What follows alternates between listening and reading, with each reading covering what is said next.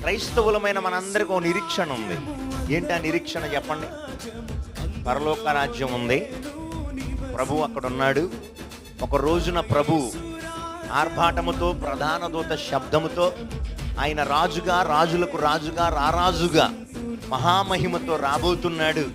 ఎందుకు?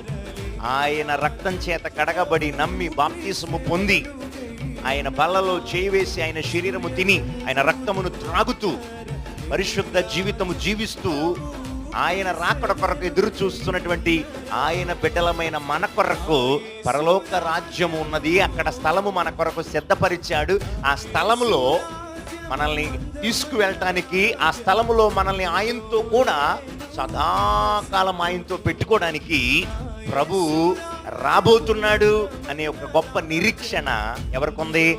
క్రైస్తవునికి మాత్రమే ఉంది. హల్లెలూయా. ఎస్.